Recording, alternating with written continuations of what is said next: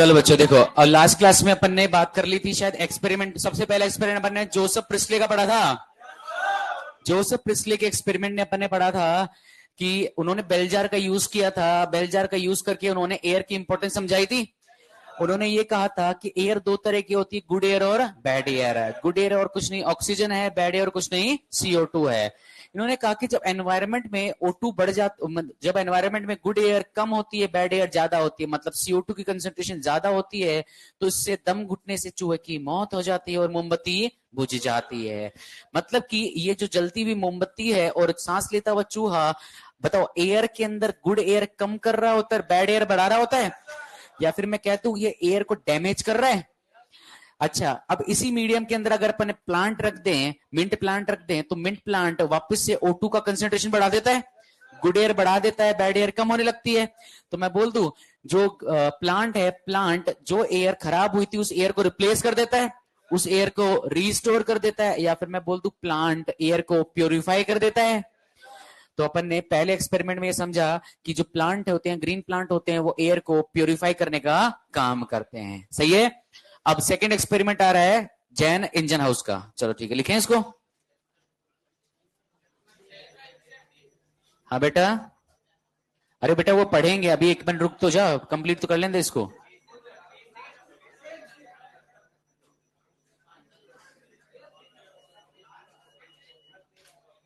आवाज नहीं बेटा।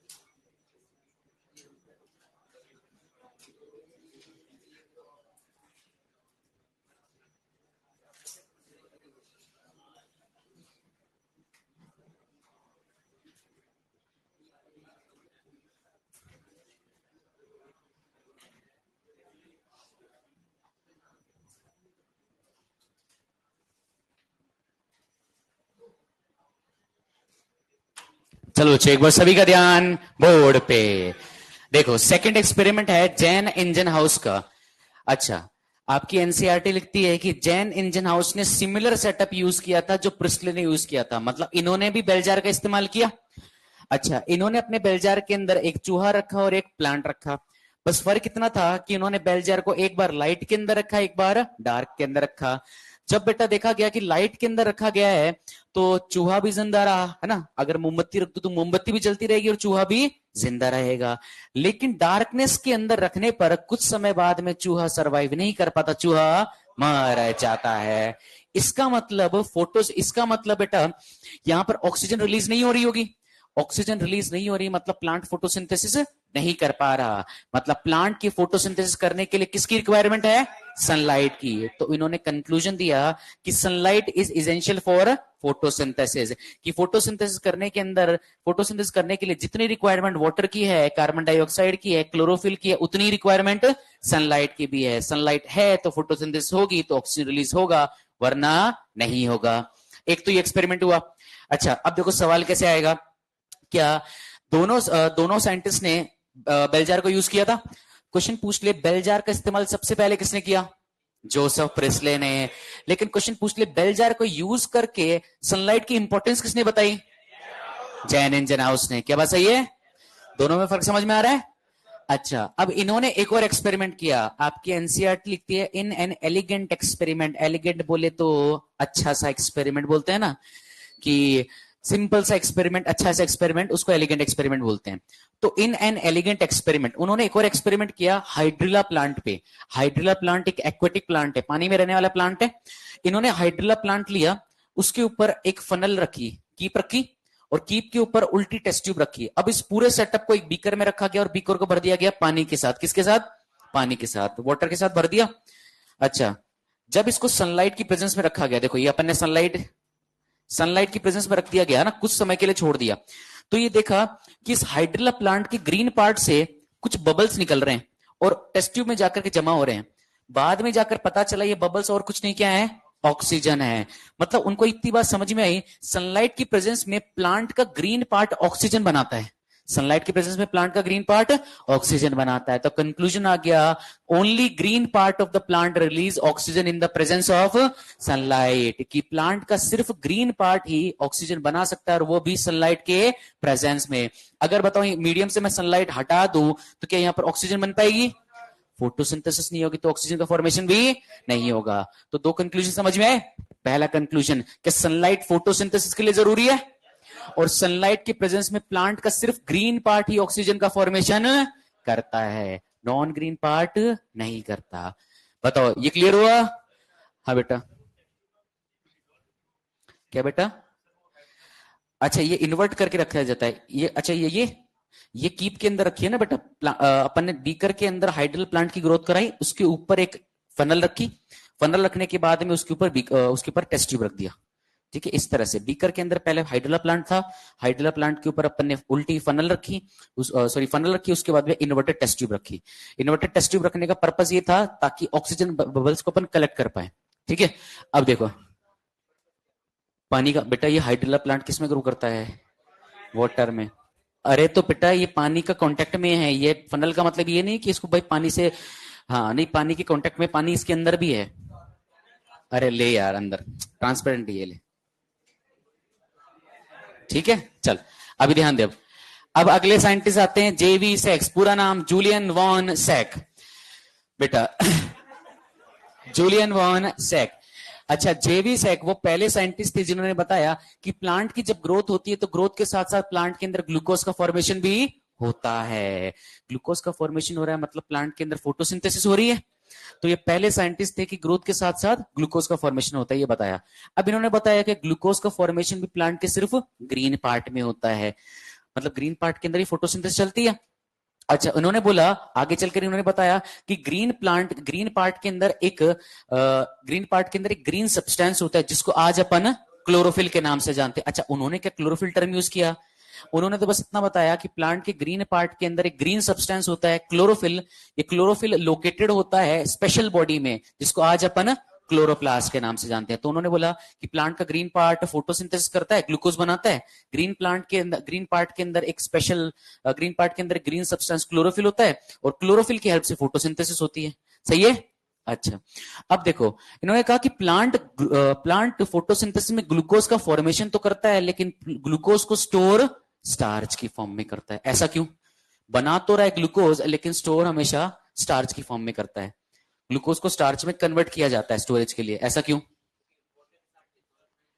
वाटर के साथ डिसॉल्व नहीं होता। बिल्कुल सही। देखो, इसका सिंपल सा रीजन है, जो ग्लूकोज है ना बेटा, ग्लूकोज केमिकली रिएक्टिव है। केमिकली बेटा केमिकली रिएक्टिव है, तो बताओ किसी दूसरे कंपाउंड के साथ रिएक्ट करके कोई तीसरा कंपाउंड ही बना लेगा? आपका पर्पस क्या? स्टोरेज करना। स्टोर कर पाओगे क्या? नहीं। जबकि जो स्टार्च है केमिकली नॉन रिएक्टिव है। क्या है बेटा? नॉन रिएक्टिव है। नॉन रिएक्टिव है और इनसोल्यूबल है, और इनसोल्यूबल है, घुलता नहीं है, तो किसी कंपाउंड के साथ रिएक्ट नहीं करेगा, आसानी से स्टोर किया जा सकता है। इसलिए प्लांट फूड बनाता तो ग्लूकोज की फॉर्म में है, लेकिन स्टोर स्टार्च की फॉर्म में करता है। तो बताओ, जेवी सेक के सारे कंक्लूजन समझ में आए? इन्होंने ये कहा कि प्लांट जब ग्रो कर रहा है तो ग्रोथ के लिए फोटोसिंथेसिस करता है, फूड बनाता है। फोटोसिंथेसिस सिर्फ ग्रीन पार्ट में होता है। किसकी हेल्प से? ग्रीन सब्सटेंस की हेल्प से, जिसे आज अपन क्लोरोफिल कहते हैं। और प्लांट ग्लूकोज बनाता तो प्लांट फूड तो ग्लूकोज की फॉर्म में बनाता है, लेकिन स्टोर स्टार्च की फॉर्म में करता है। क्या यहां तक बात समझ में आई? इसको नोट कर लो बेटा।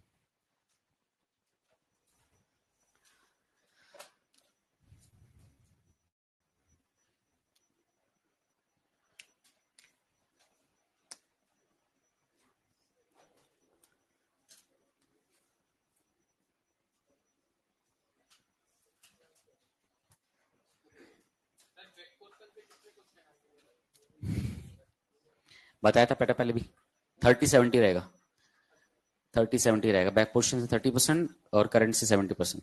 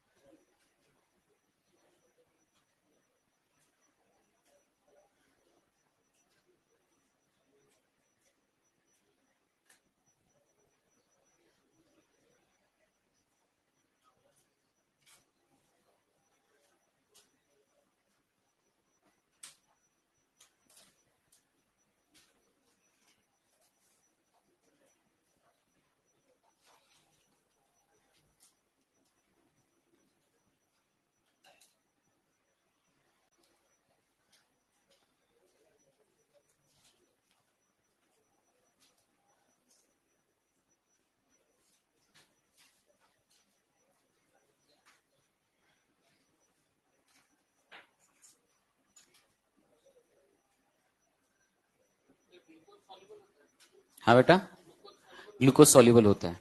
अच्छा देखो, अगर एक और चलो सवाल पूछता हूं आपसे ना, गरम गरम एकदम।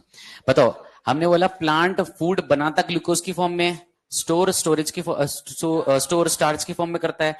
अगर फूड को एक जगह से दूसरी जगह भेजना हो तो किस फॉर्म में ट्रांसपोर्ट करेंगे?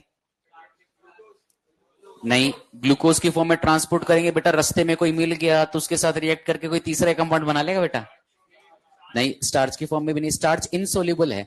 इनसोल्यूबल है तो ट्रांसपोर्ट नहीं हो सकता। सुक्रोज की फॉर्म में। क्या बेटा? सुक्रोज की फॉर्म में। देखो समझो, अगर मैं बात करूं, ग्लूकोज केमिकली रिएक्टिव होता है और सोल्यूबल होता है। कैसा? सोल्यूबल होता है। ठीक है। अब क्योंकि केमिकली रिएक्टिव है तो इसको ट्रांसपोर्ट नहीं करा सकते हो।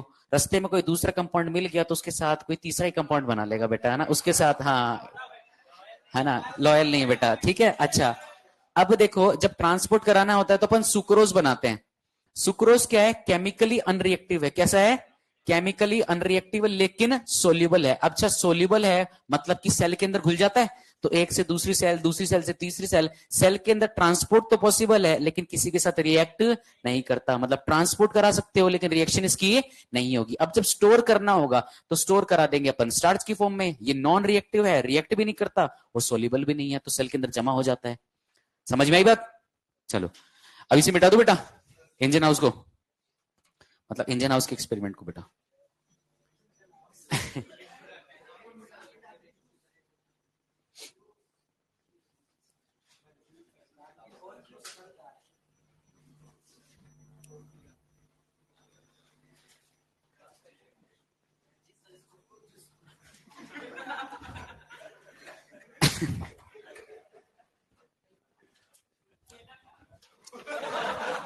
चलो बेटा ये हो गया जूलियन वॉन सेक्स। उसके बाद में चौथा एक्सपेरिमेंट आता है वॉन नील का।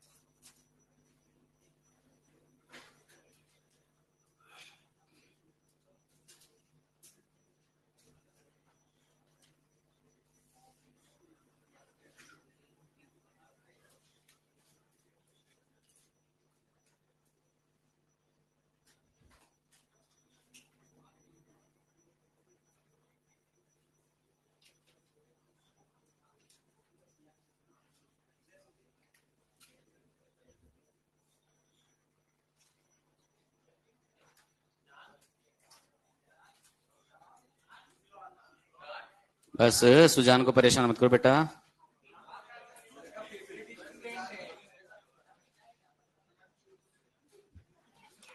बेटा इसको मिटा दूं ये वाले पार्ट को, चलो लिख लो।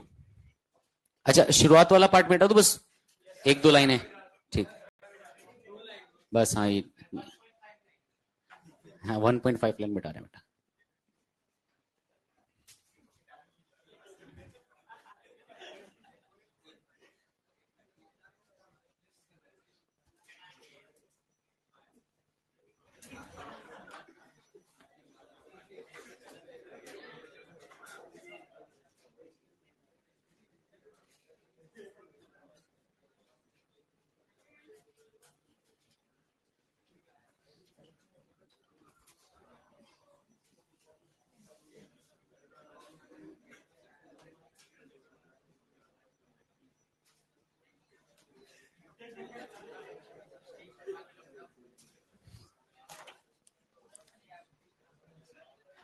एक लाइन और मिटा दूं बस, ठीक बस बेटा एक लाइन मिटा रहे हैं, कोई दिक्कत हो गया। लो बस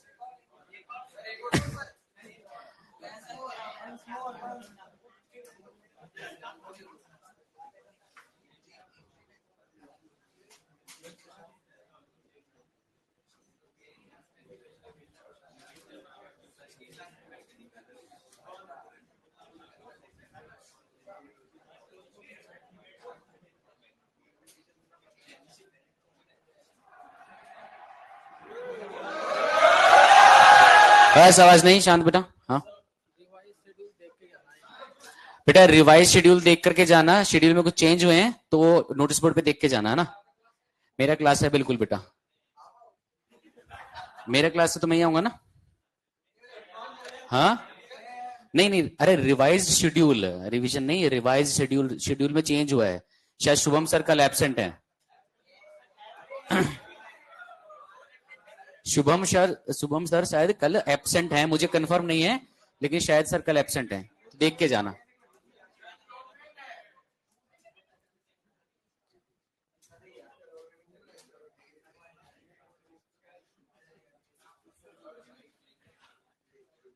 अब बेटा सभी का ध्यान एक बार बोर्ड पे होगा, लिखने पे कोई ध्यान नहीं देगा। सबसे इंपॉर्टेंट एक्सपेरिमेंट जिससे सबसे ज्यादा सवाल बन सकते हैं और बनाए गए हैं, वो आ गया है वॉन नील का एक्सपेरिमेंट। वॉन नील का पूरा नाम था बेटा Cornelius Van Niel. Van Niel के कंट्रीब्यूशन को आपकी एनसीईआरटी लिखती है माइलस्टोन कंट्रीब्यूशन, मतलब ऐसा कंट्रीब्यूशन जो फोटोसिंथेसिस के अंदर मील का पत्थर साबित हुआ। इसने फोटोसिंथेसिस की दशा और दिशा दोनों बदल दी। वॉन नील से पहले यह माना जाता था कि फोटोसिंथेसिस में जो ऑक्सीजन रिलीज हो रहा है वो वाटर से ना आकर के CO2 से आता है। ये पहले इंसान थे, पहला आदमी था जिसने कहा नहीं, वाटर से नहीं, CO2 से नहीं आता, वाटर से आता है। तो इनके कंट्रीब्यूशन को इसलिए माइलस्टोन कंट्रीब्यूशन कहा गया। अच्छा, वॉन नील साहब माइक्रोबायोलॉजिस्ट थे, माइक्रोब्स पे अपना काम करते थे, तो उन्होंने अपना एक्सपेरिमेंट भी करने के लिए एक माइक्रोब को चूज किया, बैक्टीरिया को चूज किया, पर्पल और ग्रीन सल्फर बैक्टीरिया। शायद पहले पढ़ा है, यू बैक्टीरिया है। हाँ, तो इन्होंने अपना अपना वर्क किया था पर्पल और ग्रीन सल्फर बैक्टीरिया पे। अब देखो, इन्होंने 2 रिएक्शंस परफॉर्म करी, जिससे एक्सप्लेन हो गया कि वाटर की जो ऑक्सीजन रिलीज हो रहा है फोटोसिंथेसिस में, वो वाटर से आ रहा है, ना कि CO2 से। देखो, पहली रिएक्शन के अंदर बिल्कुल जो नॉर्मल फोटोसिंथेसिस की रिएक्शन है वो कराई, 6CO2 को 12H2 के साथ कंबाइन किया। जैसे CO2 के साथ वाटर कंबाइन हुआ, ग्लूकोज का फॉर्मेशन हुआ, वाटर निकला और साथ में ऑक्सीजन निकला। अच्छा, क्योंकि फोटोसिंथेसिस में ऑक्सीजन निकल रहा है तो अपन इसको ऑक्सीजनिक फोटोसिंथेसिस बोलेंगे। ये वाली फोटोसिंथेसिस बताओ सारे प्लांट्स करते हैं, ब्लू ग्रीन एल्गी से लेकर हायर प्लांट तक सभी में यही फोटोसिंथेसिस होती है। अच्छा, ये तो नॉर्मल रिएक्शन थी, लेकिन सेकंड रिएक्शन उन्होंने कराई पर्पल और ग्रीन सल्फर बैक्टीरिया में। पर्पल और ग्रीन सल्फर बैक्टीरिया वाली में इन्होंने वाटर को रिप्लेस कर दिया H2S के साथ। जब H2S हाइड्रोजन सल्फाइड के साथ मतलब रिप्लेस किया गया, तब देखा कि ग्लूकोज तो अभी भी बन रहा है। ग्लूकोज बन रहा है मतलब फोटोसिंथेसिस तो हो रही है, फोटोसिंथेसिस हो रही है, वाटर का भी रिलीज हो रहा है, लेकिन अब ऑक्सीजन की जगह है यहां पर सल्फर रिलीज हो रहा है। अच्छा बेटा, एक चीज बताओ, अगर ऑक्सीजन CO2 से आ रहा होता तो बताओ, CO2 तो दोनों रिएक्शन में कॉमन ही है। अगर CO2 दोनों रिएक्शन में कॉमन है तो यहां पर भी ऑक्सीजन रिलीज होना चाहिए था। ऐसा नहीं हुआ, इसका मतलब जो ऑक्सीजन रिलीज होता है वो CO2 से नहीं होता, तो बच गया क्या बेटा? पानी। तो मतलब जो ऑक्सीजन रिलीज होता है वो वाटर से रिलीज होता है। किसे? वाटर से रिलीज होता है। ठीक है। अच्छा, दूसरी चीज उन्होंने ये बताई कि रिएक्शन में जो चीज रिलीज हो रही है, जो चीज इवॉल्व हो रही है, डिपेंड करती है कि ऑक्सीडेशन किसका हुआ है, सूटेबल हाइड्रोजन डोनर कौन है। देखो, पहली वाली रिएक्शन के अंदर ऑक्सीडेशन किसका हुआ है? वाटर का। अरे बेटा, जो वाटर है यही सूटेबल हाइड्रोजन डोनर है, इसी ने अपना हाइड्रोजन डोनेट किया CO2 को, CO2 बन गया ग्लूकोज और ऑक्सीजन रिलीज हो गई। अच्छा, सेकंड वाली रिएक्शन में हाइड्रोजन डोनर कौन है? H2S। इसने अपना हाइड्रोजन डोनेट किया, CO2 को बन गया ग्लूकोज और सल्फर रिलीज हो गया। मतलब एनवायरनमेंट में जो चीज रिलीज हो रही है, जो प्रोडक्ट इवॉल्व हो रहा है, वो डिपेंड करता है सूटेबल हाइड्रोजन डोनर पर या फिर ऑक्सीडाइजेबल कंपाउंड पर। जिस कंपाउंड का ऑक्सीडेशन हो रहा है, जो कंपाउंड हाइड्रोजन डोनेट कर रहा है, वही डिसाइड करेगा कि एनवायरनमेंट में क्या रिलीज होगा। अगर वो कंपाउंड बताओ वाटर है तो क्या रिलीज होगा, और अगर H2S हो तो सल्फर। तो बताओ, क्या इन्होंने ये सबसे पहले बता दिया कि एनवायरनमेंट में रिलीज ऑक्सीजन CO2 से ना करके वाटर से आती है? बताओ, यहां तक बात सभी को समझ में आई? तो इनके कंट्रीब्यूशन को कहा गया माइलस्टोन कंट्रीब्यूशन, मील का पत्थर, है ना। इन्होंने, ये पहले आदमी थे जिन्होंने बताया फोटोसिंथेसिस में रिलीज ऑक्सीजन वाटर से आती ना कि CO2 से। ठीक बात है। चलो, अब देखो 3 तरह के सवाल बनते हैं। बताओ, सबसे पहले किसने बताया कि O2 वाटर से आती है? वॉन नील ने। अच्छा, वॉन नील ने अपना एक्सपेरिमेंट किस पे किया बेटा? पर्पल और ग्रीन सल्फर बैक्टीरिया पे। अच्छा, पर्पल और ग्रीन सल्फर बैक्टीरिया में जो फोटोसिंथेसिस थी वो ऑक्सीजनिक या एनऑक्सीजनिक? एनऑक्सीजनिक। बताओ, एनवायरनमेंट में जो प्रोडक्ट रिलीज हो रहा है किस पे डिपेंड करता है? सूटेबल हाइड्रोजन डोनर या फिर ऑक्सीडाइजेबल कंपाउंड। जिस कंपाउंड का ऑक्सीडेशन हो रहा है, जो हाइड्रोजन डोनेट कर रहा है, वही डिसाइड करेगा कि एनवायरमेंट में क्या रिलीज हो रहा है। ठीक है, नोट करो इसको।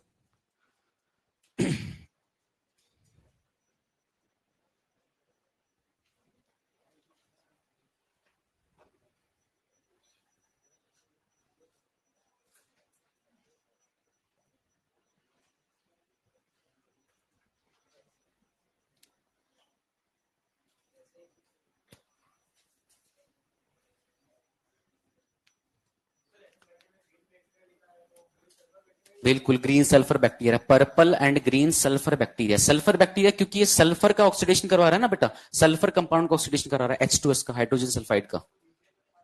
क्या बेटा?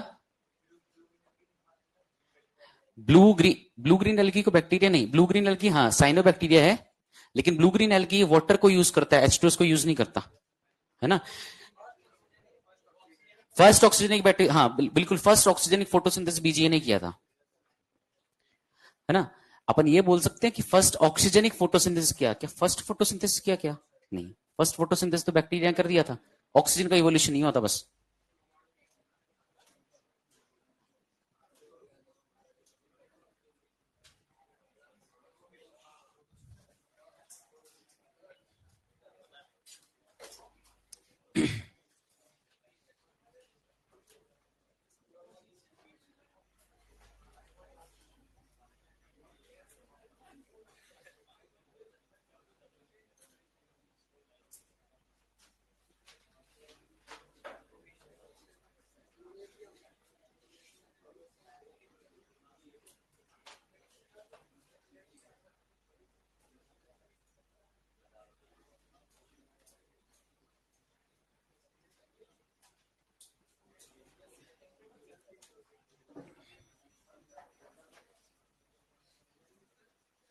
हाँ बेटा,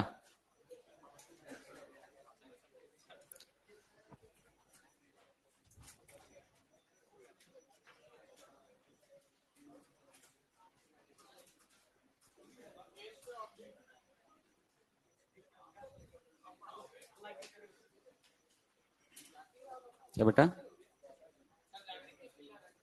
बोल, पूछ ले।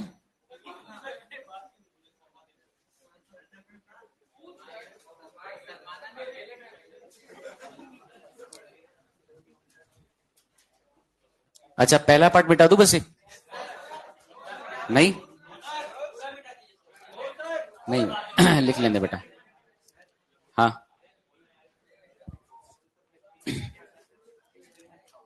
सल्फर बैक्टीरिया को यूज किया ना, सेकंड रिएक्शन किस पे परफॉर्म हुई? पर्पल और ग्रीन सल्फर बैक्टीरिया पे देखियो, पर्पल और ग्रीन सल्फर बैक्टीरिया को ही उसने हाइड्रोजन सल्फाइड सप्लाई किया। ठीक है, तो CO2 और CO2 और H2S को यूज करके उसने अपना फूड बनाया, ग्लूकोज बनाया, और रिएक्शन में वाटर और सल्फर रिलीज हो गया। हाँ, तो मतलब कि एक तो नॉर्मल फोटोसिंथेसिस करी उसने, उसको कंपेयर करने के लिए उसने क्या यूज किया? पर्पल और ग्रीन सल्फर बैक्टीरिया। ठीक है, इतना मिटा दो बस। ठीक है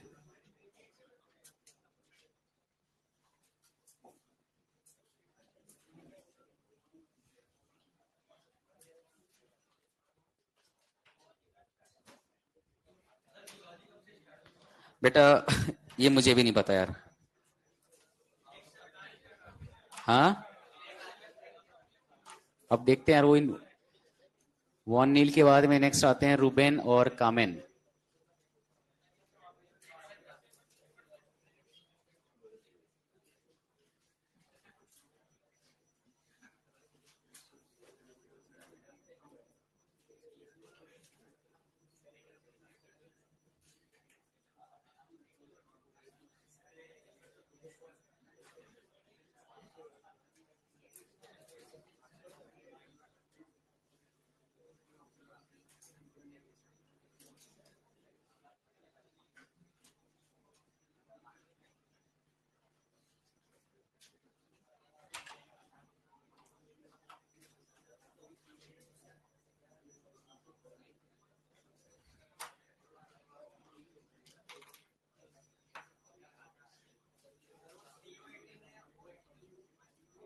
बेटा O18 है।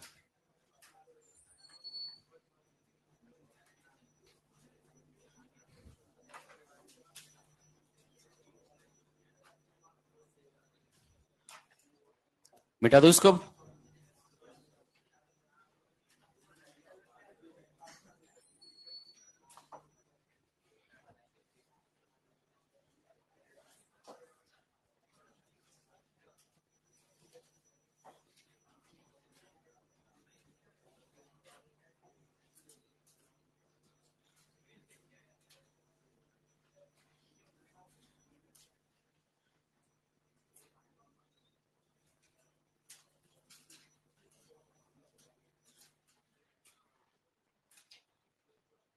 अच्छा, ये वाला पार्ट मिटा दो बेटा।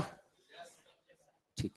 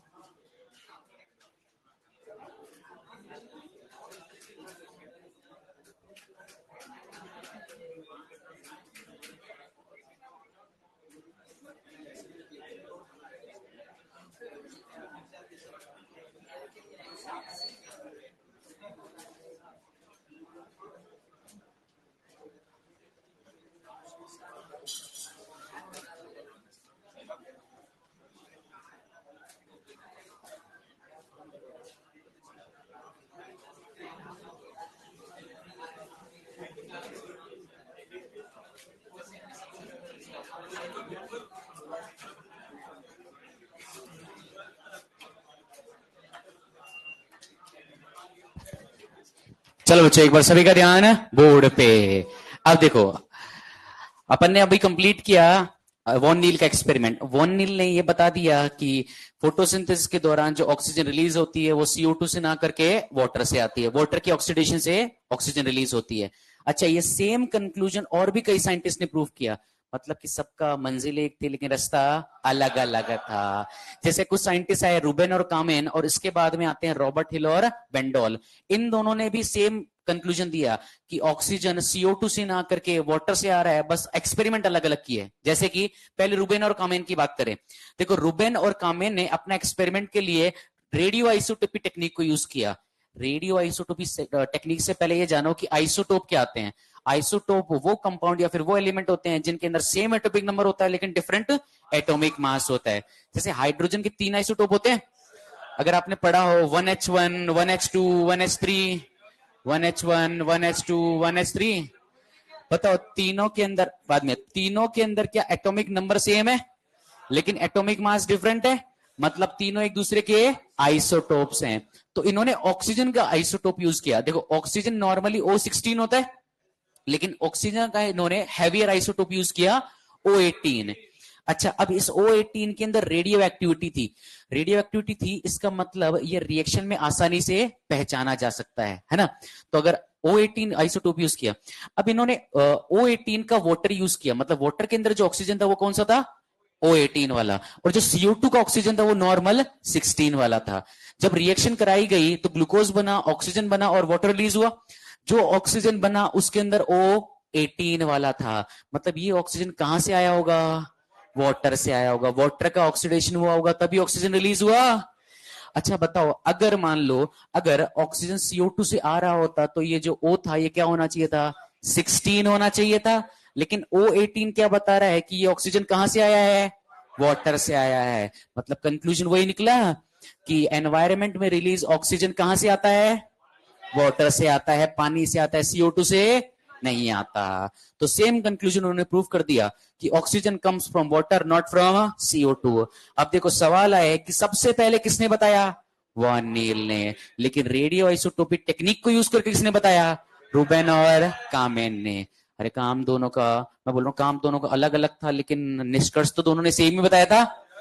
चलो बेटा, अब इसके बाद में आते हैं साइंटिस्ट रॉबर्ट हिल और बेंडोल। देखो रॉबर्ट हिल और बेंडोल ने अपना काम किया था स्टिलेरिया मीडिया प्लांट के ऊपर, ठीक है। इन्होंने स्टिलेरिया मीडिया प्लांट में से क्लोरोप्लास्ट को आइसोलेट किया, प्लांट में से क्लोरोप्लास्ट बाहर निकाला और उस क्लोरोप्लास्ट को एक सॉल्यूशन के अंदर रख दिया। अब इस सॉल्यूशन के अंदर उन्होंने इस तरह का मीडियम क्रिएट किया कि यहां पर कोई भी CO2 नहीं थी, मतलब ये CO2 फ्री मीडियम था। कैसा बेटा, CO2 फ्री मीडियम था, ठीक है। इसके अंदर उन्होंने क्लोरोप्लास्ट डाला, क्लोरोप्लास्ट के साथ साथ इन्होंने एक हिल रिएजेंट भी डाल दिया। अपने नाम पे रिएजेंट बना दिया रॉबर्ट हिल का, हिल रिएजेंट। हिल रिएजेंट और कुछ नहीं है, सूटेबल हाइड्रोजन एक्सेप्टर है। क्या बेटा, सूटेबल हाइड्रोजन एक्सेप्टर है। तो मैं लिख रहा हूं ये है सूटेबल हाइड्रोजन एक्सेप्टर, मतलब ऐसा कंपाउंड जो हाइड्रोजन को एक्सेप्ट कर रहा है। बेटा हाइड्रोजन को एक्सेप्ट कर रहा है मतलब रिड्यूस हो रहा है। अरे बताओ, जो चीज हाइड्रोजन को एक्सेप्ट करती है वो रिड्यूस होती है। हाइड्रोजन डोनेट कर रहे हैं मतलब ऑक्सीडेशन, हाइड्रोजन एक्सेप्ट कर रहे हैं मतलब रिडक्शन। तो हिल रिएजेंट सूटेबल हाइड्रोजन एक्सेप्टर, ये हाइड्रोजन को एक्सेप्ट करता है। अब दो तरह के हिल रिएजेंट होते हैं, एक नेचुरल हिल रिएजेंट, दूसरा आर्टिफिशियल। नेचुरल हिल रिएजेंट सेल के अंदर नॉर्मली प्रेजेंट होता है, फोटोसिंथेसिस में काम आता है, जो कि है NADP। क्या है इसकी बात करेंगे अपन बाद में। निकोटिनामाइड एडेनिन डाइन्यूक्लियोटाइड फॉस्फेट, ठीक है, इसकी बात होगी बाद में। आर्टिफिशियल हिल रिएजेंट वो होते हैं जो लैब में प्रिपेयर होते हैं, सेल के बाहर बनाए जाते हैं, जैसे कि DCPIP, बेंजोक्विनोन, पोटेशियम पेरिसाइनाइड, क्रोमेटी, सारे के सारे है ना। अपन इसमें से DCPIP लेंगे क्योंकि आसान है इसको समझना। DCPIP बोले तो डाइक्लोरोफिनॉल इंडोफिनॉल। अब देखो DCPIP की खास चीज क्या है, DCPIP को जैसे हाइड्रोजन मिलता है, हाइड्रोजन एक्सेप्ट करता है, ये ब्लू कलर का होता है। कैसा हो जाता है, मतलब अपना कलर चेंज कर लेता है, पहले ब्लू था अब कलरलेस हो गया।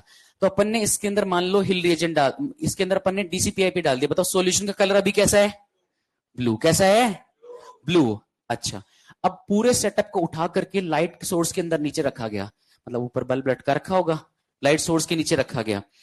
अच्छा, लाइट की प्रेजेंस में वाटर का ऑक्सीडेशन होता है। क्या होता है, वाटर का ऑक्सीडेशन हो रहा है। बताओ हाइड्रोजन रिमूव हो रहा है कि ऐड, रिमूव। हाइड्रोजन निकल रहा है, हाइड्रोजन निकलेगा और क्या ऑक्सीजन इवॉल्व होगा, ऑक्सीजन इवॉल्व होगा और हाइड्रोजन निकलेगा। जो हाइड्रोजन निकला किसने पकड़ लिया, DCPIP ने, और ये कैसा हो गया, पहले सॉल्यूशन ब्लू कलर का था अब कलरलेस हो गया। तो बताओ क्या आप ये समझ सकते हो उससे कि भाई DCPIP का रिडक्शन हो चुका है, DCPIP का रिडक्शन हो चुका है, मतलब इसमें हाइड्रोजन जुड़ा है। हाइड्रोजन जुड़ा है तो हाइड्रोजन किसी ना किसी ने तो दिया होगा। किसने दिया? वाटर। किसने दिया? मतलब वाटर यहां पर क्या हाइड्रोजन डोनर है? अच्छा, वाटर हाइड्रोजन डोनर है। और क्या ऑक्सीजन भी रिलीज हो रही है? अच्छा, ऑक्सीजन भी रिलीज हो रही है। क्या हमने मीडियम CO2 फ्री रखा था? अगर मीडियम CO2 फ्री रखा था तो ऑक्सीजन CO2 से तो नहीं आई होगी, तो बच गया क्या? वाटर। क्या बच गया? वाटर। इसका मतलब इन्होंने भी सेम कंक्लूजन दिया कि जो ऑक्सीजन रिलीज हो रहा है वो कहां से आ रहा है? वाटर के ऑक्सीडेशन से आ रहा है, क्योंकि मीडियम में CO2 तो था ही नहीं। अगर CO2 था ही नहीं, क्या CO2 ऑक्सीजन रिलीज कर सकता है? तो ये जो ऑक्सीजन रिलीज हो रहा है वो एक्चुअली में वाटर से आ रहा है। बात समझ में आई? चलो, तो ये हो गया आपका रॉबर्ट हिल और बेंडाउल का एक्सपेरिमेंट। एक बार वापस बताएं। देखो देखो। अच्छा, एक चीज बताओ, इतना समझ में आया? इसमें अपन ने क्लोरोप्लास्ट रखा। अपन ने इस बेटा क्लोरोप्लास्ट के अंदर ये वाटर का ऑक्सीडेशन, मतलब क्लोरोप्लास्ट ही वाटर का ऑक्सीडेशन करवाएगा ना। वाटर का ऑक्सीडेशन कराने के लिए ऑक्सीजन इवॉल्विंग कॉम्प्लेक्स चाहिए, जो आगे पढ़ेंगे वो कहां पे होता है? क्लोरोप्लास्ट के अंदर होता है। ठीक है, तो मैं बोल रहा हूं क्लोरोप्लास्ट रखा, वाटर रखा, उसके साथ साथ क्या डाल दिया? हिल रिएजेंट। हिल रिएजेंट और कुछ नहीं, क्या है? हाइड्रोजन एक्सेप्टर है, हाइड्रोजन को एक्सेप्ट करता है। ठीक है। अच्छा, अपन ने कौन सा हिल रिएजेंट डाला? DCPIP, जो कि ब्लू कलर का है। सॉल्यूशन पहले ब्लू था, अगर इसमें हाइड्रोजन जुड़ेगा तो ये कलरलेस हो जाएगा। मतलब सॉल्यूशन अगर ब्लू से कलरलेस हुआ तो अपन को ये पता पड़ जाएगा कि रिडक्शन की DCPIP का रिडक्शन हो चुका है, इसमें हाइड्रोजन जुड़ चुका है। हाइड्रोजन जुड़ चुका है मतलब कहीं ना कहीं से हाइड्रोजन आया होगा। हाइड्रोजन किसने डोनेट किया होगा? पानी ने। किसने? पानी ने। और अगर इसने हाइड्रोजन डोनेट किया होगा तो मतलब ऑक्सीजन में निकल गई होगी। तो समझ में आ गया कि वाटर का ऑक्सीडेशन होता है, ऑक्सीजन तो रिलीज हो जाती है और हाइड्रोजन को कौन एक्सेप्ट कर लेता है? DCPIP। ठीक है, चलो।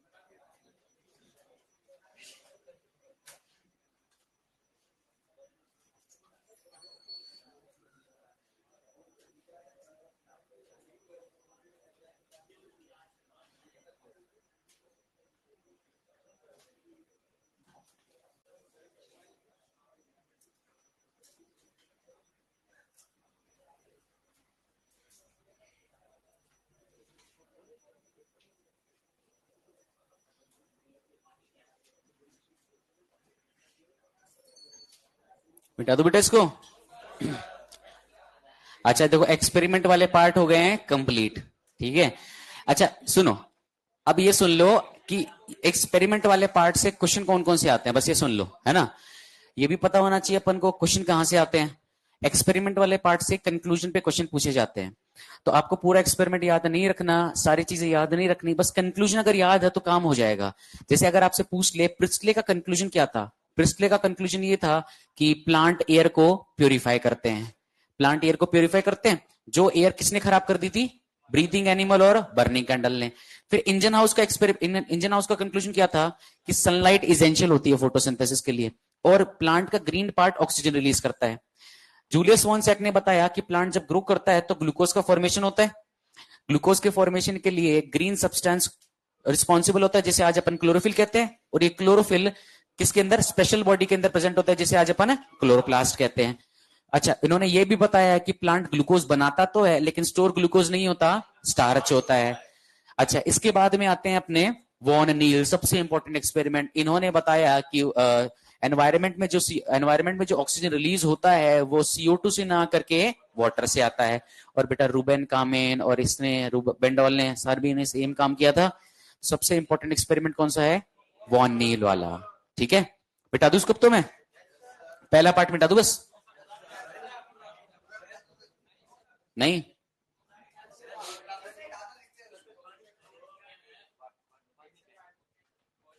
क्या बेटा? ये पानी तो भरा हुआ अंदर।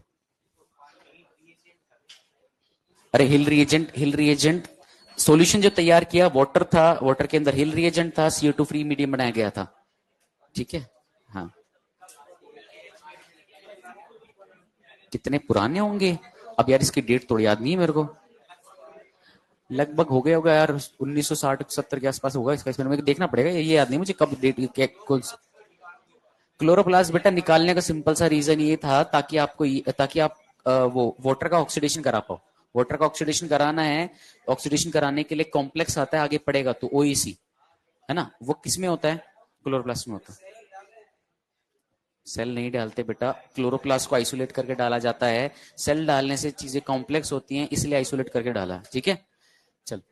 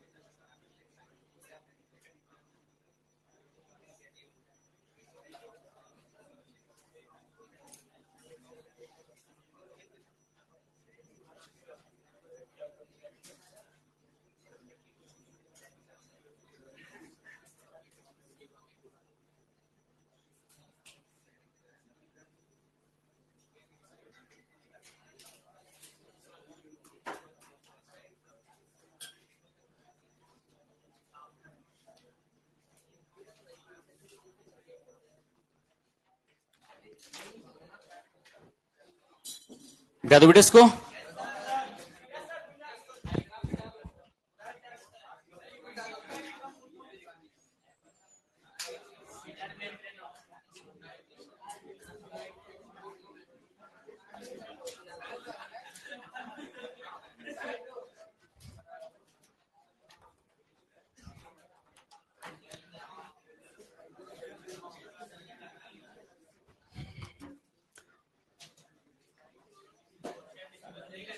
करेंगे बेटा, पहले ये बस ये वाला पार्ट कंप्लीट कर दे, उसके बाद में क्वेश्चन डिस्कशन करेंगे।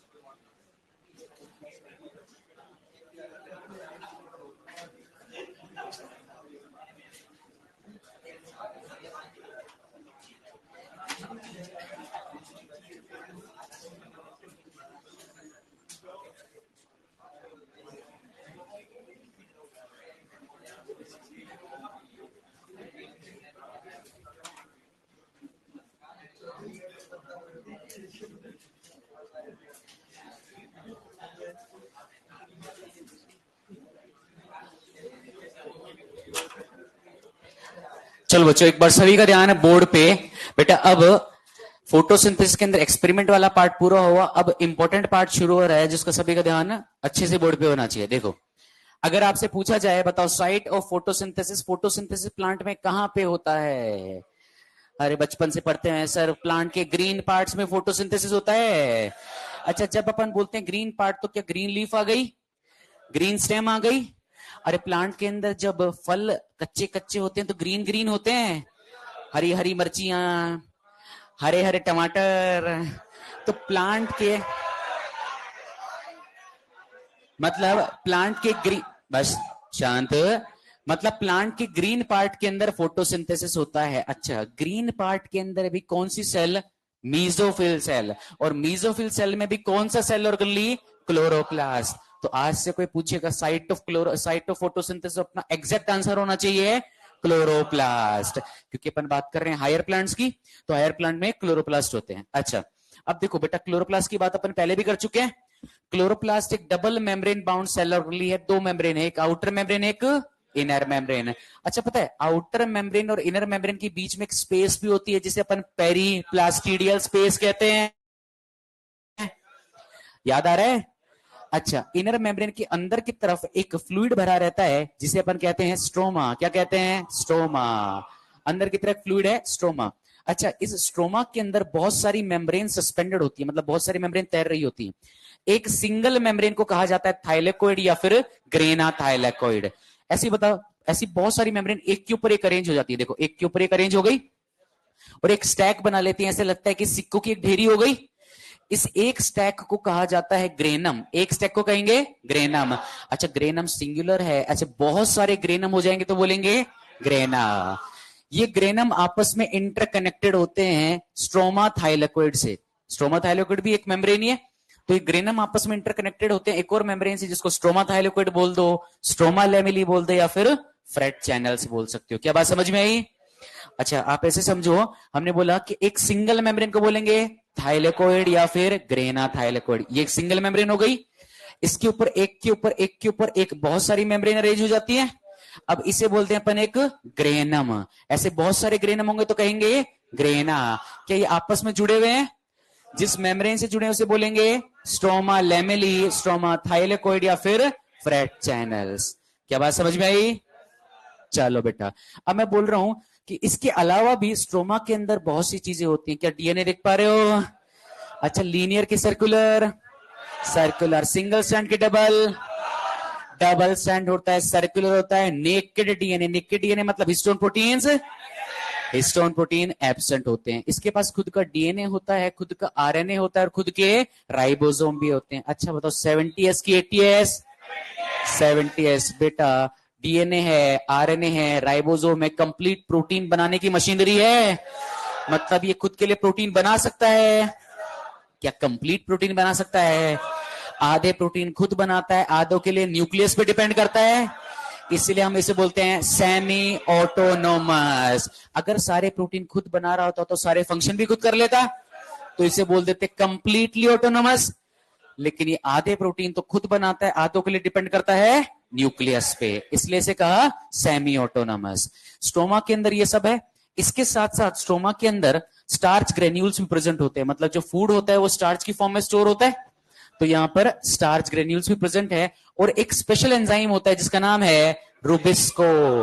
रूबिस्को बेटा एक डुअल फंक्शन एंजाइम है, इसकी बात अपन बाद में करेंगे। बस अभी इतना समझ लो, रूबिस्को फोटोसिंथेसिस का सबसे इंपॉर्टेंट एंजाइम है। रूबिस्को होगा तो फूड बनेगा, वरना नहीं बनेगा। तो बताओ, क्या इतनी बात समझ में आई? ये ग्रेना हो गया और ये स्ट्रोमा हो गया, ठीक है। अच्छा चलो, अब देखो, आपकी एनसीईआरटी लिखती है कि क्लोरोप्लास्ट के अंदर clear cut division of labour देखने को मिलता है। डिवीजन ऑफ लेबर मतलब काम का बराबर बंटवारा। जैसे आधा काम तुम करते हो, आधा काम अपने भाई बहनों से करवाते हो, पूरा काम उनसे करवाते हो, सारा काम तुम्हें करना पड़ता है, कोई बात नहीं। लेकिन यहां पर डिवीजन ऑफ लेबर देखना होता है, मतलब कि काम का बंटवारा होता है। आधा काम ग्रेना वाला पार्ट करता है, मतलब मेम्ब्रेन पार्ट काम करता है, और आधा स्ट्रोमा काम कर रहा होता है, मतलब फ्लूइड वाला पार्ट काम कर रहा होता है, ठीक है। अब देखो बेटा, ये जो ग्रेना वाला पार्ट है ना, इस ग्रेना वाला पार्ट के ऊपर पिगमेंट प्रेजेंट होते हैं, फोटोसिंथेटिक पिगमेंट। और जब भी पिगमेंट शब्द आ जाए समझ लेना, पिगमेंट का काम होता है लाइट एनर्जी को ट्रैप करना, लाइट एनर्जी को पकड़ना, ट्रैप करना, एब्जॉर्ब करना। तो ये ग्रेना पे फोटोसिंथेटिक पिगमेंट है, ये लाइट एनर्जी को एब्सॉर्ब करेंगे। इस लाइट एनर्जी को यूज करके वाटर का ऑक्सीडेशन होता है। बताओ बताओ, अगर वाटर का ऑक्सीडेशन हो रहा है, क्या वाटर टूट रहा है, तो क्या हाफ H2 प्लस, या फिर मैं कहूं sorry, half O2 plus 2H plus 2 proton और 2 इलेक्ट्रॉन में टूटेगा। अच्छा, वाटर का ऑक्सीडेशन होगा तो क्या ऑक्सीजन रिलीज होगा? मतलब यहां पर ऑक्सीजन रिलीज भी होता है। अच्छा बताओ, वाटर का ऑक्सीडेशन क्या लाइट की प्रेजेंस में हो रहा है? इसीलिए इसको बोल देते हैं फोटोलाइसिस। फोटो मतलब लाइट, लाइसिस मतलब ब्रेक डाउन। वाटर का ऑक्सीडेशन लाइट की प्रेजेंस में हो रहा है, इसलिए इसको बोल देते हैं फोटोलाइसिस। फोटोलाइसिस होगा तो क्या ऑक्सीजन रिलीज होगा। अच्छा, इसके साथ साथ यहां पर ग्रेना के अंदर एटीपी और NADPH2 का भी फॉर्मेशन होता है। ये एटीपी और NADPH2 क्या है, एनर्जी है। क्या बेटा, एनर्जी है। तो बताओ, वापस बताओ, ग्रेना के अंदर मुझे बताओ, ग्रेना क्या लाइट एनर्जी को एब्जॉर्ब करता है। कैसे, ग्रेना के जो फोटोसिंथेटिक पिगमेंट है लाइट को ट्रैप करेंगे। लाइट ट्रैप होगी, लाइट के प्रेजेंस में क्या वाटर का ऑक्सीडेशन होगा। अरे वाटर टूटेगा तो क्या ऑक्सीजन निकलेगी, और उसके साथ साथ यहां पर क्या एटीपी और NADPH2 भी बनेगा। तो देखो पहला सवाल बताओ, क्लोरोप्लास्ट के अंदर ग्रेना ग्रेना के प्रोडक्ट क्या क्या होते हैं। क्लोरोप्लास्ट के अंदर क्या क्या फॉर्मेशन होता है। ग्रेना के अंदर क्या क्या फॉर्मेशन होता है, क्या ऑक्सीजन बनता है, एटीपी और NADPH2 बनता है। क्लियर है इतनी बात। अच्छा बताओ, ये सारी की सारी रिएक्शन डायरेक्टली लाइट पे डिपेंड है ना। अगर लाइट होती नहीं तो एब्जॉर्ब किसको करते, लाइट नहीं होती तो क्या वाटर का ब्रेकडाउन हो पाता, ऑक्सीजन रिलीज हो पाता, एटीपी NADPH2 बन पाता। पूरी रिएक्शन लाइट पे डिपेंडेंट है, डायरेक्टली लाइट पे डिपेंडेंट है, इसलिए इसे बोलते हैं लाइट रिएक्शन। क्या बात सही है। अब बात करते हैं स्ट्रोमा की। बेटा स्ट्रोमा के अंदर CO2 का रिडक्शन होता है। स्ट्रोमा के अंदर CO2 का रिडक्शन होता है, CO2 से बनाया जाता है ग्लूकोज। ठीक है, CO2 का रिडक्शन करने के लिए अपन को एनर्जी चाहिए होती है, वो एनर्जी मिलती है एटीपी और NADPH2 से। इसका मतलब स्ट्रोमा के अंदर, स्ट्रोमा डायरेक्टली लाइट को यूज नहीं कर रहा, यहां पर डायरेक्टली लाइट का यूज नहीं हो रहा, लाइट रिएक्शन के प्रोडक्ट का यूज हो रहा है। अरे लाइट रिएक्शन के प्रोडक्ट में क्या एटीपी और NADPH2 थे, यहां पे लाइट रिएक्शन के प्रोडक्ट का यूज होता है ग्लूकोज। तो क्योंकि यहां पे डायरेक्टली लाइट का यूज नहीं हो रहा, इसलिए से कह दिया डार्क रिएक्शन। तो मतलब हम बोलते हैं क्लोरोप्लास्ट में ग्रेना पार्ट तो कर रहा है लाइट रिएक्शन और स्ट्रोमा पार्ट कर रहा है डार्क रिएक्शन। ग्रेना पार्ट में तो वाटर का ऑक्सीडेशन हो रहा है, स्ट्रोमा पार्ट के अंदर CO2 का रिडक्शन हो रहा है। और शायद पूरी फोटोसिंथेसिस में यही होता है, मैंने बोला था वाटर का ऑक्सीडेशन होगा और CO2 का रिडक्शन होगा। तो पूरी फोटोसिंथेसिस के दो काम, एक काम कर रहा है ग्रेना, एक काम कर रहा है स्ट्रोमा। बताओ यहां तो कोई दिक्कत तो नहीं। चलो बेटा अब देखो लास्ट पार्ट समझ लो। ये देखो, हमने बोला ये जो ग्रेना था, ग्रेना के ऊपर फोटोसिंथेटिक पिगमेंट्स हैं। ये पिगमेंट इंडिविजुअल नहीं है, अकेले नहीं है, ये ग्रुप में प्रेजेंट होते हैं। और पिगमेंट के ग्रुप को कहा जाता है फोटो सिस्टम। क्या बेटा, फोटो सिस्टम। अच्छा, दो तरह के फोटो सिस्टम होते हैं, इसकी बात आगे डिटेल में करेंगे। एक होता है PS1, दूसरा होता है PS2। अब देखो PS1 और PS2 की पोजीशन कहां कहां पे है, ये अपन ने इसी को एनलार्ज करके बनाया। ठीक है, इसी को एनलार्ज करके बनाया। देखो ग्रेनम के अंदर आपको दो सरफेस दिख रही है, एक ऊपर वाली सरफेस जो कि नॉन अप्रेस्ड है, किसी से दबी हुई है क्या, तो ये नॉन अप्रेस्ड सरफेस है। जो बीच वाली सरफेस है बताओ दबी हुई है, तो इसे बोलते हैं apprised surface. Non apprised surface भी मिलता है PS1 और अप्रेस्ड सरफेस भी मिलता है PS2। तो देखो जहां जहां पे नॉन अप्रेस्ड है, क्या यहां पर PS1 मिलेगा, यहां मिलेगा, यहां, यहां, यहां, यहां। मतलब बताओ क्या ग्रेना थाइलेकोइड में भी मिल रहा है, और ये क्या स्ट्रोमा थाइलेकोइड था। तो हम बोलते हैं, अगर आपसे पूछा जाए, मैं बोलूं ये ग्रेना थाइलेकोइड था, ग्रेना थाइलेकोइड था, और ये स्ट्रोमा थाइलेकोइड था, और ये स्ट्रोमा थाइलेकोइड था। तो बताओ PS1 क्या ग्रेना थाइलेकोइड में भी मिल रहा है और स्ट्रोमा थाइलेकोइड में मिल रहा है। अब PS2 की बात करो, PS2 क्या ग्रेना थाइलेकोइड में तो है, क्या स्ट्रोमा थाइलेकोइड में मिल सकता है, क्योंकि दोनों सरफेस कैसी हैं, नॉन अप्रेस। दोनों सरफेस कैसी हैं, अगर कोई अप्रेस सरफेस है ही नहीं तो PS2 प्रेजेंट नहीं होगा। क्या इतनी बात सभी को समझ आ गई बेटा। किस किस को नहीं है हाथ खड़े करो जल्दी से, कोई पार्ट ना समझ में आया हो तो। हाँ बेटा आ गया, चलो इसको नोट कर लो फिर। तो अब आगे देखो सुनो, अगर मैं पूछूंगा बताओ, इतना बता दोगे PS1 PS2 आगे पढ़ना है, इतना बता दोगे PS1 कहां पे होता है, तो आप बोलोगे ग्रेना थाइलेकोइड में भी और स्ट्रोमा थाइलेकोइड में भी है, दोनों में है। और PS2 कहां पे है, सिर्फ ग्रेना थाइलेकोइड। अरे ऐसे याद कर लो, PS1 वन दोनों में है, वन दोनों में है, ग्रेना थाइलेकोइड में भी और स्ट्रोमा थाइलेकोइड में। और PS2 दो सिर्फ एक में है, किसमें, ग्रेना थाइलेकोइड में। ठीक है, चलो लिखो इसको।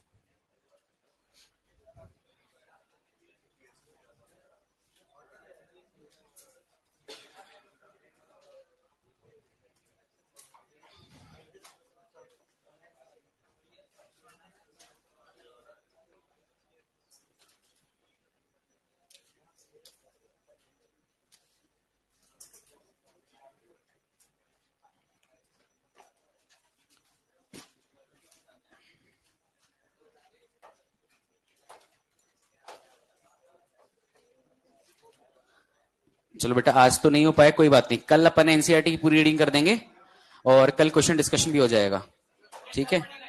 हाँ, सेल की एनसीईआरटी का जो जो मेन पार्ट है वही पढ़ा देंगे, कोई दिक्कत नहीं है ना। लेकिन कल एनसीईआरटी भी ले आना और क्वेश्चन बना के ले आना ना। क्वेश्चन तो बना ही लिए होंगे अभी तक। चलो बढ़िया। हाँ कोई बात नहीं बेटा, जिस तेरी मर्जी है वो।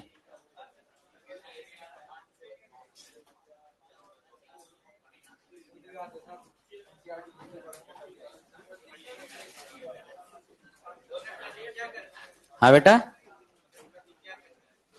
अच्छा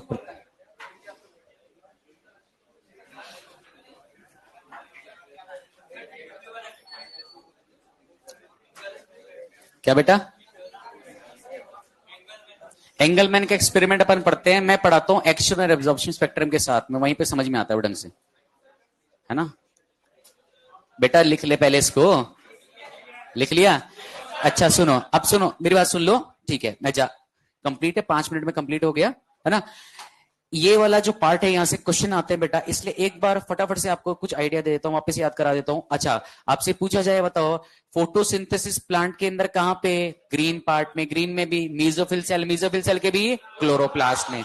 क्लोरोप्लास्ट के दो पार्ट हो गए, एक मेम्ब्रेन पार्ट जिसे अपन ग्रेना बोलते हैं, एक फ्लूइड पार्ट जिसे अपन स्ट्रोमा बोलते हैं। दोनों के अंदर काम का बराबर बंटवारा है। अच्छा मेम्ब्रेन पार्ट ग्रेना के अंदर लाइट रिएक्शन चलती है, स्ट्रोमा के अंदर डार्क रिएक्शन चलती है। लाइट रिएक्शन डायरेक्टली लाइट पे डिपेंड होती है, लाइट मिलेगी तो फोटोसिंथेटिक पिगमेंट एब्सॉर्ब करेंगे, लाइट के प्रेजेंस में वाटर का ऑक्सीडेशन होगा, ऑक्सीडेशन होगा तो ऑक्सीजन रिलीज होगा, और यहां पर एटीपी और एनएडीपीएस2 का भी फॉर्मेशन होगा।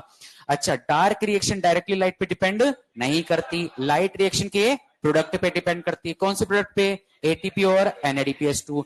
एटीपी और एनएडीपीएस2 को यूज करके यहां पर क्या CO2 का रिडक्शन होता है, CO2 से ग्लूकोज बना लिया जाता है। तो ऑक्सीडेशन वाला पार्ट होता है ग्रेना में, रिडक्शन वाला पार्ट होता है स्ट्रोमा में। आधा काम इधर आधा काम उधर, कंप्लीट डिवीजन ऑफ लेबर हो गया। अच्छा अब मैंने कहा ग्रेना के ऊपर पिगमेंट प्रेजेंट है, बताओ सिंगल इंडिविजुअल है कि ग्रुप में है। पिगमेंट के ग्रुप को कहा जाता है फोटो सिस्टम। दो तरह के फोटो सिस्टम है, PS1 और PS। अच्छा PS1 सिर्फ और सिर्फ कहां पे, नॉन अप्रेस्ड पार्ट पे। अच्छा बताओ क्या यहां पे मिलेगा, यहां पे मिलेगा। अच्छा स्ट्रोमा थाइलेकोइड में यहां पे मिलेगा, यहां पे मिलेगा। PS2 कहां पे, सिर्फ अप्रेस्ड पार्ट में, मतलब बीच बीच में मिलेगा। तो बताओ PS1 स्ट्रोमा थाइलेकोइड में भी है, ग्रेना थाइलेकोइड में भी है, जबकि PS2 सिर्फ ग्रेना थाइलेकोइड में मिलेगा। ठीक है, इसको कंप्लीट कर लो बेटा। हो गया सभी का, सभी का हो गया बेटा। तो आज देखो जब छोड़ करना होता है ना, फटाफट भागना होता है, तब जल्दी जल्दी लिख लेते हो। हाँ हाँ बोल, लिखना नहीं, लिख लेने बेटा। हाँ डाउट है तो पूछ लो कोई, बोल बे। अभी पूछ लेना, जब तक है टाइम ही है, अभी पूछ ले बेटा, जल्दी नहीं। अच्छा जल्दी जाना है।